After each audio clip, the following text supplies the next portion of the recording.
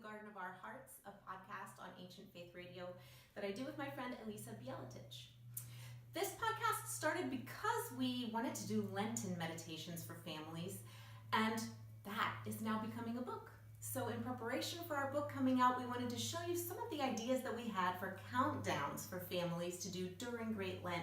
You know, long periods of time for children are really hard for them to keep in mind and to understand.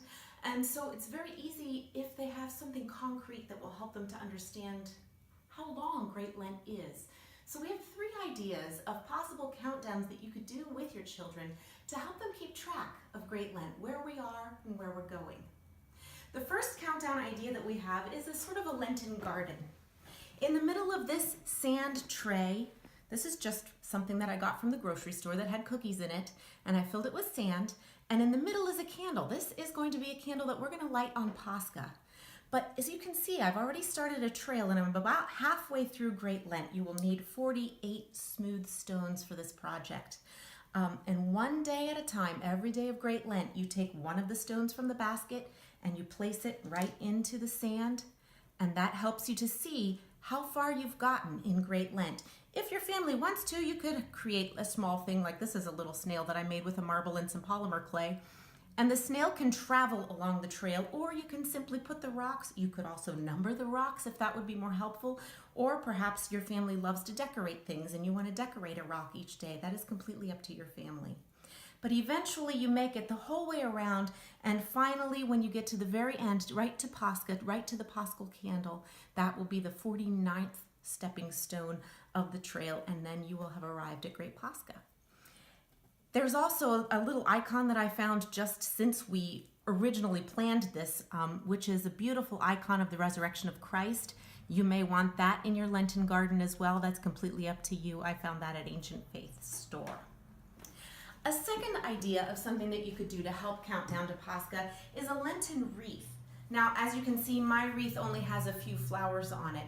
We actually began with an empty wreath, and each day we're making a flower that goes on the wreath. So if you start with a square of paper for each flower, fold it in half, and then into quarters, and then hold that folded corner where the 2 folds come together and fold that one more time to make 2 triangles.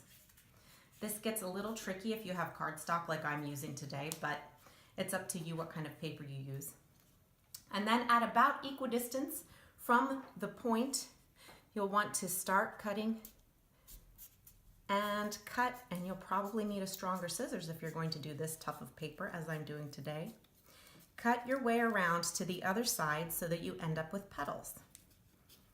As you can see, this one is a little difficult, but a lighter paper would be easier to use.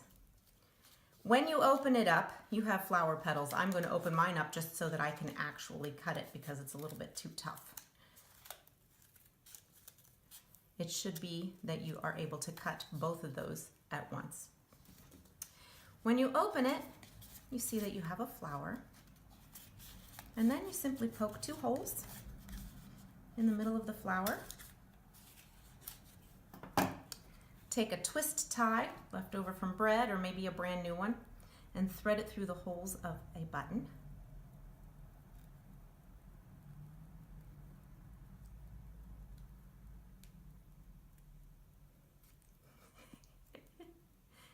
I chose a button with tiny holes apparently.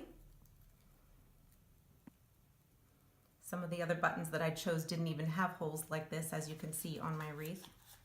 And then you poke the 2 ends of the twist tie through the holes that you had made, and you're able to attach your flower right to your wreath.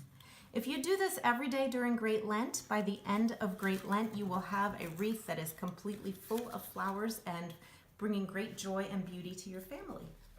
If you don't feel like dealing with the buttons, you can just cut a little circle of paper and glue it over top of the twist tie like this, and then attach that to your wreath. That works really well too. So we have the Lenten Garden, the Lenten Garden, we have the Lenten Wreath, and finally you might want to do a little Lenten series of planting garden, that kind of a garden instead of the trail like the first one we did, where every day of Great Lent you plant a seed into a pot. and spray it with a little water. And then the next day, you plant another seed. And at that point, you'll want to spray both pots with water, and so on and so forth. And by the time you get to Great Lent, you will have a series of 49 pots and probably some nice little plants growing that you can either give away or you can plant outside in your garden.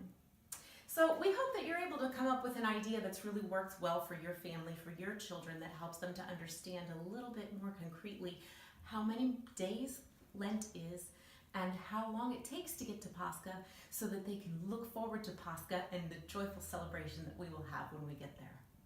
Thanks for joining us. Check us out at www.tending-the-garden.com or on Ancient Faith Radio.